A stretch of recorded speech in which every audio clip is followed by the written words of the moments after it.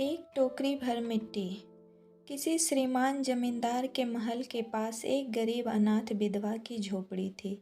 जमींदार साहब को अपने महल का हाथा उस झोपड़ी तक बढ़ाने की इच्छा हुई।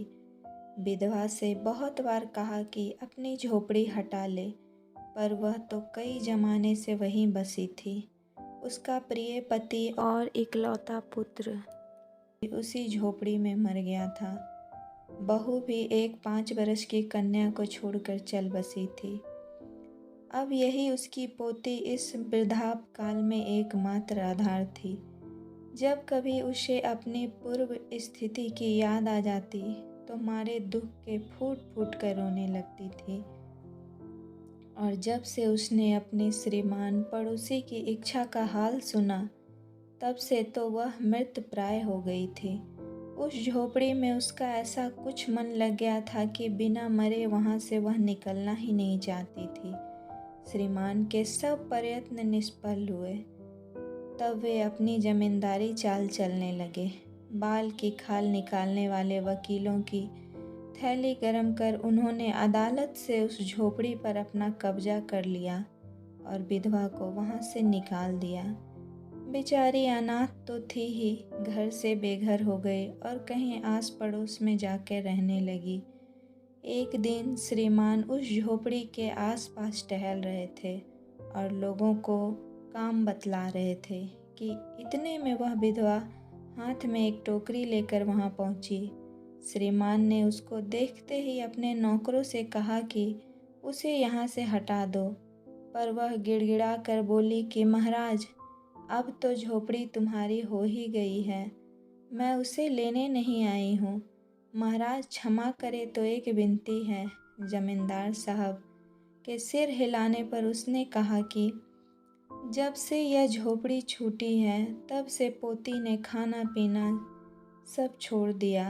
मैंने बहुत कुछ समझाया, पर एक नहीं मानती। कहा करती है अपने घर चल, वहीं रोटी खाऊंगी। अब मैंने सोचा कि इस झोपड़ी में से एक टोकरी भर मिट्टी लेकर उसी का चूल्हा बनाकर रोटी पकाऊंगी। इससे भरोसा है कि वह रोटी खाने लगेगी। महाराज कृपा करके आज्ञा दीजिए तो हम इस टोकरी में मिट्टी ले जाऊं। श्रीमान ने आज्ञा दे दी। विधवा झोपड़ी के भीतर गई। वहां जाते ही उसे पुरानी बातों का स्मरण हुआ और आंखों से आंसू की धारा बहने लगी। अपने आंतरिक दुख को किसी तरह संभाल कर उसने अपनी टोकरी मिट्टी से भर ली और हाथ से उठाकर बाहर ले आई। फिर हाथ जोड़कर श्रीमान से प्रार्थना करने लगी कि महाराज कृपा करके इस टोकरी को जरा हाथ लगाएं, जिससे कि मैं उसे अपने सिर पर धर लूं। जमींदार साहब पहले तो बहुत नाराज हुए, पर जब वह बार बार हाथ जोड़कर विनती करने लगी और पैरों पर गिरने लगी तो उनके भी मन में कुछ दया की भावना उत्पन्न हुई। किसी नौकर से ना कहकर आप ही स्वयं टोकरी उठाने को आगे बढ़ें। ज्यों ही टोकरी को हाथ लगाकर ऊपर उठाने लगे, त्यों ही देखा कि यह काम उनकी शक्ति से बाहर है। फिर तो उन्होंने अपनी सब ताकत टोकरी पर उठाना चाहा, पर जिस स्थान में टोकरी रखी थी वहां से वह एक हाथ भर भी ऊंची ना हुई। तब लज्जित होकर कहने लगे कि नहीं, यह टोकरी हमसे ना उठाई जाएगी। यह सुनकर विधवा ने कहा, महाराज नाराज ना हो, आपसे तो एक टोकरी भर मिट्टी उठाई नहीं जाती और इस झोपड़ी में तो हजारों टोकरियां मिट्टी पड़ी हैं। उसका भार आप जन्म भर कैसे उठा पाओगे? आप ही इस बात का विचार करिए।